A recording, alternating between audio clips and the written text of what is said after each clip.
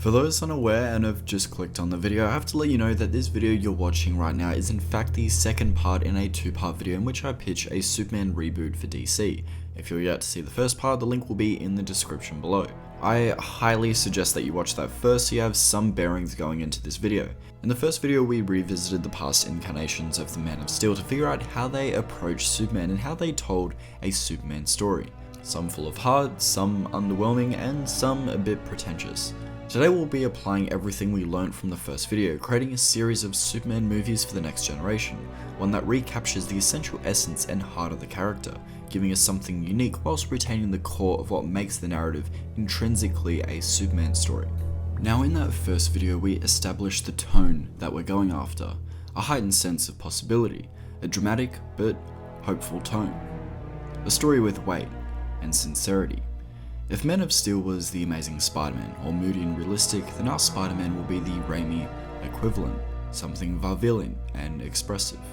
I would absolutely adore a Superman movie that extends upon what we think we know about Superman, a movie with a sense of play, something fun, an in-depth look at the character that shows us what makes Superman tick, something filled with drama and an earnest message, something hopeful and uplifting, a movie that dares to be operatic and vibrant, a movie that is epic and larger than life, something with a Spielbergian sense of awe and wonder, something with mystery and weight, a movie that is the definitive portrayal of Superman, something so comics accurate, not just in aesthetic, but characterization, that you can't deny that this movie just gets Superman.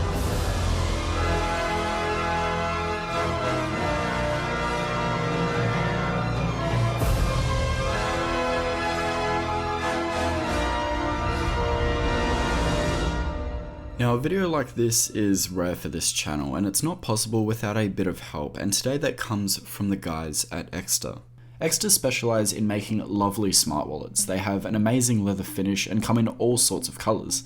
They're slim, slick, and if you're someone like me who loses their wallet all the time, there's no need to worry because the wallets are trackable through your phone. The wallet is also an RFID blocking card holder. In other words, scammers can't scam your cards by walking by you. If you have this wallet, you're pretty much protected. If you want to get one of your loved ones a present for their birthday, or you just want to get a wallet yourself, this is quite literally the perfect gift. And using my link in the description, you guys can shave off 30% off of your purchases. Again, the link is in the description. Thanks again, Ekster. Something you guys pointed out in the first video is how Tyler Hoechlin is doing a great job playing Superman on the small screen, incorporating the elements I was after, a balance of the heart and sincerity with the action of a more modern Superman tale. Whilst I had seen clips of the show, I've never actually sat down to fully watch Superman and Lois, so in between making the first video and this one today, I've managed to power through all 15 episodes of the first season, and yeah, you guys were spot on. He does a really good job with the character. This feels like Superman, nailing the balance between a Superman that has a level of weight and issues with the heart of a simple man just raised in Kansas. Something pure and uplifting. Cool costume. Thanks. My mom made it for me. Superman and Lois doesn't just nail Superman, but gives us depth to existing Superman characters we know as well, nailing the heart of these characters whilst exploring them to new depths to give us a bunch of rich, three-dimensional characters. This makes me super excited for the possibility of such depth in a movie, characters that surprise us with a level of sincerity or bravery we just wouldn't expect. Sam Raimi did this really well with his characters in the Spider-Man movies. J. Jonah Jameson is just cinematic gold, but what makes his character compelling beyond the amazing writing is a level of sincerity. I don't know who he is. This stuff comes in the mail. You're lying! I swear. Pretending to not know who takes the pictures of Spider-Man in order to keep Pete safe shows he's more than just the dog of a bloke he appears to be. This level of writing could totally be achieved for more minuscule characters in a Superman story. Little things like this show that Perry and other employees of Daily Planet are more than just background characters subservient to the main story. They have their own personality, quirks, and beliefs.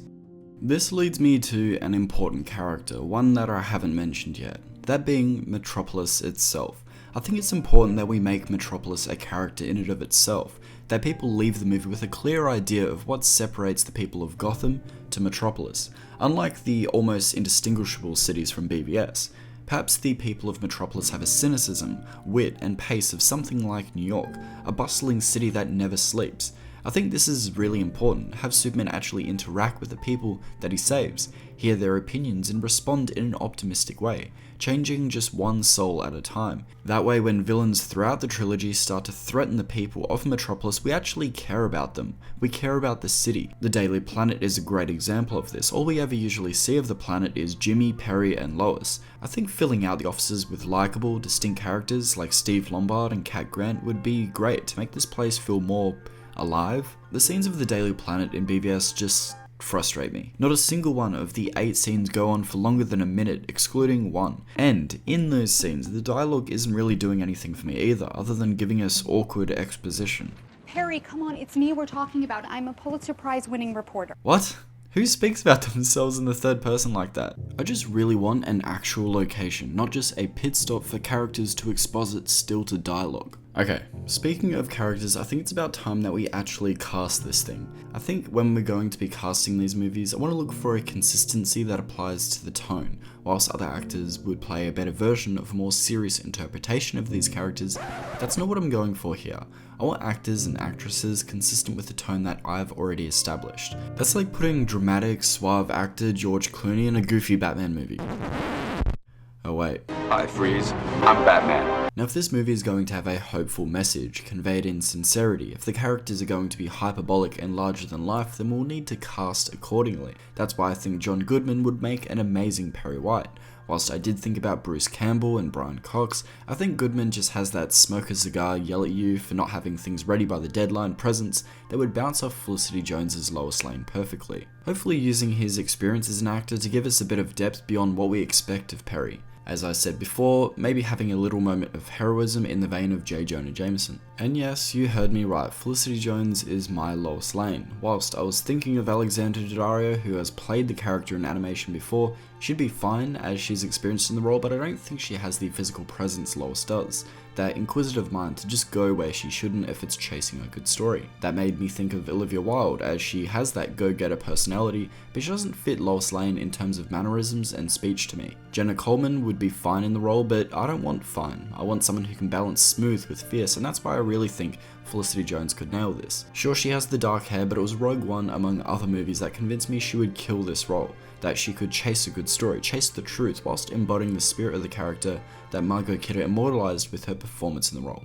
So Felicity Jones is my Lois Lane. With Jimmy, I want him to be the new kid on the block, not as new as Clark, but still new enough that he's trying to earn his place at the Daily Planet, following Miss Lane around, struggling to keep up with her pace in order to get the snaps. He's agreeable, a bit of a pushover, and intentionally should be forgotten about by the larger personalities of the Daily Planet, in which Clark sees Jimmy being overlooked. For this role, I'd love to cast Stranger Things' Noah Schnapp. He, in seasons 1 and 2, conveyed the sense of a likeable young boy, but in the background of his own friend group, so that's why I think he would slot in perfectly here. Perhaps Jimmy goes out to get a breather on the roof, he's kind of bummed, and that's when he meets Superman, to which his energy shoots into excitement. We get some sort of first interaction in the vein of the secret origin story establishing Superman and Jimmy's friendship, and, to the audience, this again shows Superman and Clark's humanity, that he's willing to make a young man's day, that nobody should be forgotten about. Perhaps a scene with Luthor can follow this, in which he routinely is dismissive of his underlings, highlighting the contrast between Superman and Luthor and how they treat those around them. Speaking of Luthor, I'd love to cast someone that is a mix between Clancy Brown's rendition in the animated series and the Young Justice Luthor that uses intelligence all too well, to be 3 steps ahead at all times. Someone who has a presence of control, who gets worried at the idea of losing said control, what he sees as his city slipping away. This isn't done any better than with Billy Zane. Just look at this guy. That is Lex Luthor. Look at this clip. Every single one of his parts is registered LexCorp property. Now, if you'll excuse me, I have a charity benefit to attend. Now, look at him talking. You like playing the villain, the bad guy. Well, he's not, completely bad. Not It's sort of completely bad. ambiguous, right? I do. I like mining understanding in these questionable characters. Not sympathy per se, but they got, all the jokes, the best wardrobe, and usually a smoking hot accomplice. So. That's Luthor. Presence is key here. Someone who can stand up to Superman, carve their own path, abandon Superman's idea of truth to follow their own. I want a man so entrenched in his own hubris and love of himself that it's magnetic to watch on screen, and I think Zayn in Titanic pulls all this off perfectly. When casting Luthor, there was a rather large shortlist. Sure, Mark Strong could give it a crack, but he isn't Luthor to me, not the version we need for this movie. Someone hyperbolic and boastful. Michael C. Hall reminds me of Luthor, but the villainous side, to me, I don't think he could play the entirety of the character. Fassbender could be fun, again, he isn't Luthor to me though. Cranston would be intimidating, but he's too old for the story I want to tell here. Guy Pearce would be great, but I don't think he'd shave his head. Bradley Cooper was thrown around, and to me, outside of a small resemblance, I don't think he embodies the type of Luthor that I want to see, so that's why I'm sticking with Billy Zane. The last character I feel obligated to explain in regards to casting is Superman himself. Casting Superman is difficult. We've talked so much about embodying the spirit of the character, and whilst I think that is our main priority, I think an equally interesting question is, who can we actually see as Superman? Who would the studio want to go with? This is an issue the original Superman production found, choosing to go for an unknown rather than a named actor, feeling as though if we saw Robert Redford or Burt Reynolds, it wouldn't be Superman flying in the sky, it would be Robert Redford or Burt Reynolds. For this reason, we really have to cast an unknown as well, relatively unknown at least. Now, if you think about that, that's a genuine challenge because you need a leading man type personality and build, just an actor who isn't known just yet, that also has the capability to play two very different characters. Clark that has grown up in Smallville, that has to learn to hide his powers through purposeful acts of clumsiness, and Superman, the titular hero, and to be able to effortlessly transform between the two. For this reason, I think the obvious choice is David Corenswet. Whilst Matt Bomer understands the heart of the character, has a sense of play and fun that is so Superman, and has played the character before, plus the guy's been gunning for the role since Superman Flyby, I think a studio, if they ever did cast Superman again, would go younger in favour of producing an eventual trilogy with this Superman, similar to Pattinson with the new Batman films. There's a strong possibility that those films and his rogues can be built out into a new trilogy, and I think it's entirely possible to do the exact same with Superman, having an actor that can play the roles for 10 or so years. A fan cast favourite for Superman in recent months, David embodies the charm and the country wholesomeness of Clark Kent. Who looks like Superman. I don't know what you're talking about. What about you?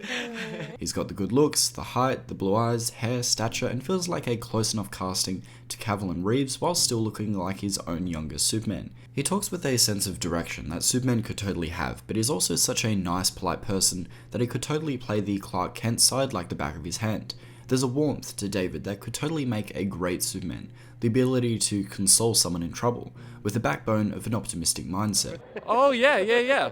I'm very optimistic. I think the children are our future. Whilst I think the tones of my Superman versus Pattinson's Batman is very different, I think he would look great next to Pattinson's Batman if they went there. I think David's got the acting chops to not only play Superman but also Clark Kent, that he's relatively unknown so would actually believe in Superman as well as him just being good looking. Like, that's a Superman type right there. As for the rest of the cast, I won't really go into why, but I'll briefly cover them. So, for Jor-El and Lara, I'm casting John Hamm and Carrie-Anne Moss. For Jonathan and Martha Kent, it's Harrison Ford and Jodie Foster. For General Lane, it's Stephen Lang. Kara, or Supergirl, is Elle Fanning. Kara's mother, Allura, is Naomi Watts. And for the Daily Planet's Cat Grant and Steve Lombard, it'll be Alice Eve and Damian Lewis. Now, there's some I haven't mentioned, but you guys have eyes, so yeah, that's the full cast. Some of those castings will make sense in a second. What I'm going to do is take you through each movie in the trilogy, the inspiration that I'll be using to guide that story, some additions I want to make, and how the movies will build upon one another to make a great trilogy of films altogether. So let's get into the story. I really don't want to begin a Superman trilogy or any series of films and have the vision twisted halfway through. Similar to what happened with the Star Wars sequels. I hope creatively the movies can have a consistent vision, so that's why I'm going to go through all three movies so we know not only how to make a great Superman movie, but how to keep him great. First starting with Superman Man of Tomorrow. Man of Tomorrow will be the first movie, heavily pulling from Secret Origin. It'll include Parasite and Metallo as the main threats of the movie, with Lex Luthor as an obvious antagonist. However, this is the establishing of a hero and its villain. Whilst Parasite and Metallo will be defeated, there won't necessarily be any ramifications for Lex Luthor, as he hides behind his money and manipulation, this making him a player to keep track of in movies to come. This movie is simply just establishing their rivalry and the core ethos of either character, a bitter cynical man and a hopeful optimistic one in an ever cynical world. Man of Tomorrow should make us fall in love with the characters again. Characters should speak in human ways, not stilted dialogue. There should be a warmth and emphasis on the ideas surrounding what makes a good man. I want to see a Superman that's humble, that looks into the eyes of the people that he saves, that dares to dream and be optimistic. I want to see the love affair with Superman, have Metropolis fall in love with Superman and have him fall in love with the people too. A friend, a lover. I want to see a movie that reminds us Superman isn't struggling to be good. He's instead struggling to convince everyone else to be good. Man of Tomorrow should be the ultimate tale of good parenting, what Jonathan and Martha Kent mean to Clark, how they made him the man he is and why he's more human than alien. Superman should above all inspire, and the movie's climax should emphasize that. Perhaps Superman and Metallo are in a final battle, whilst Lex Luthor watches from his ivory tower, so to speak. An unruly and insane Metallo at this point realizes he can hurt Superman by attacking Lois. Superman saves Lois by taking a critical hit. When all hope is lost, it is the people of Metropolis that step in, Spider-Man 2 style, getting in the way of Metallo before he can finish things with Supes. Lois helps him up, and that's when Superman finishes Metallo. Of course, much of this is borrowed from Secret Origins, and I'm fine with that. I think the important thing I want to add is Superman's impact on Metropolis, actually serving a purpose in the story. That they come to his rescue, not the other way around, much like the Raimi movies. That Metropolis is much of a character as Superman is. A great question is, how do you follow up a first film? How do you create a great sequel to build upon the first movie and the elements established there? Well, great question. As we know, the second act should take our hero to their darkest place, to do the most to give our hero a personal story, one that escalates the conflict to greater heights but feels far more intimate and personal. So naturally we're adapting the comic Superman Brainiac for the sequel. In the movie, Superman Brainiac. Original title, I know. Superman Brainiac is one of the more tighter Superman stories. It does a lot for Superman's character and feels like a logical progression of what we established with Secret Origin, continuing and exploring the theme of Clark's humanity. Brainiac realizing Jor-El's son, whilst Kryptonian, is more human than Kryptonian, which he sees as weakness, but Clark sees as a strength. Having Brainiac as a villain can be difficult. Seeing as his almost robotic, cold delivery can make him appear very disconnected from his opponent, it'd be very easy to fall in the trap of making a Superman movie in which Brainiac is this disconnected destroyer figure, a force of evil instead of an actual character. That's why I want to pull from the 90s series. Have Brainiac be an AI that gained a sense of sentience on Krypton, in the vein of Skynet from the Terminator movies. Betray Jor-El, reveal to him that he has plans to leave Krypton and catalog the universe, pulling from the best of each civilization as he bottles their brightest city, before that resulting theft destroys their planet due to that destabilization. The movie will open with Kara's POV, showing us that destruction, her getting off-world just in the nick of time as her ship is thrown off course. I want to see Krypton be the first example of Brainiac's destruction, showing us what a genuine threat Brainiac is for Superman and for the people of Metropolis in this sequel, a city we actually care about thanks to the first movie. It also establishes some amazing dynamics. For Brainiac, it means he has a personal grievance with Superman, Jor-El's son, the one man aware of his plot to turn on and destroy Krypton. For Kara, initially it's a sense of fear that turns to vengeance and anger as she wants to take Brainiac down, and Kal being the physical embodiment of what is left of Krypton for her. For Clark and the audience, this is character growth, an expansion on what we thought we knew about Krypton, furthering Clark and the audience's understanding of Krypton and himself through Kara. So what we have here is a movie with characters that provide utility. They're there for a reason. They further our main character's understanding of himself and develop the world beyond what we thought we knew. The side characters have utility and the villain has a personal grievance with our hero, making him so much more interesting. This brings us to Lex Luthor. In the movie, I'd have him build his battle suit one day to face Superman. However, when Brainiac attacks Metropolis in the third act of the movie, I think it would be nice for him to preemptively use his suit to attack Brainiac. Superman might be fighting, he might be losing, and then Lex comes in to save him. Superman says, "You're helping?" in confusion, to which Lex says, "This world, this city belongs to me. It's mine, and mine alone. Not yours, not his, no green-headed computer is gonna have it."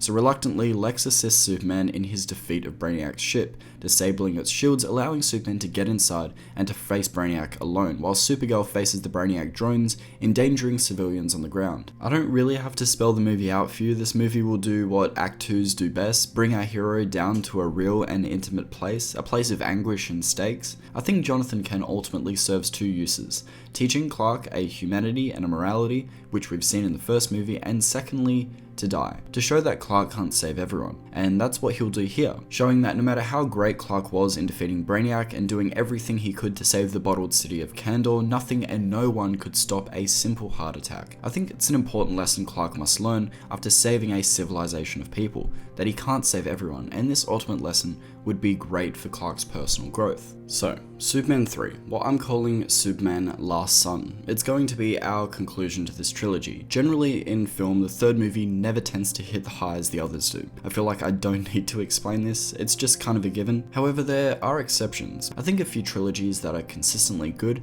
that are pretty equal across all three movies, are the Lord of the Rings, Apes, and Toy Story films. So, why is it that the third movie tends to be lackluster? Or more directly, why is it that we struggle to write an ending?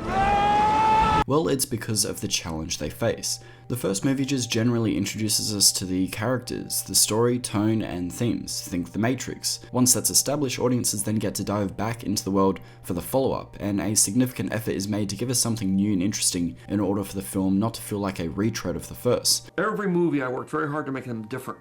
I make them completely different with different planets, with different spaceships. Have characters reach new depths, introduce new characters, a new world. X-Men 2, Spider-Man 2, Empire Strikes Back all do this fantastically. With movie 3 having the largest burden, not just needing to tell a good story, but to tie up 3 stories, giving us a conclusion that feels like a full stop at the end, catharsis, and resolution for all the characters. Now, if we apply 3-act story structure to a trilogy, movie 1 is Act 1, the setup. Movie 2 is Act 2, the trials and tribulations, so movie 3 must be the conclusion, the payoff to what has been set up in the previous films. Stories generally are compelling because of the internal, external, and philosophical stakes coming together to tell a good story.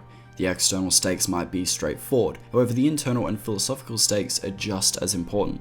What point was our characters trying to make? What were they trying to say about our hero, and what did our hero tell us? In The Dark Knight, the external stakes might be the destruction of 2 ships and the loss of innocent lives, or Batman's battle with the Joker. The internal stakes might be the Dark Knight's grievance with the Joker, personally, and what he's done to Rachel, but the philosophical stakes are a battle of ideas over the heart of Gotham, what the Joker and Batman believe the people of Gotham to be capable of, selfishness or selflessness. An issue with following up a movie like this is once you conclude those ideas, it's hard for the characters to conclude anything more. That's why Han and Leia in Return kind of have nothing to do. All the stakes are with Luke, all the interesting scenes are with Luke. The internal stakes for them were solved in the previous film. Same with Morpheus in the third Matrix, his resolve comes at the end of the first. Pretty much if you notice any character that has been shafted in its sequels, it's because the movie is missing one of these 3 elements for that character. These elements are a necessity for our characters to grow, and these elements are needed if the movie is going to make a point by its end. This is why it's necessary that we work these elements into our third Superman movie. The third movie should be figuring out how these 3 elements are used to tie up a trilogy whilst introducing the audience to something that feels new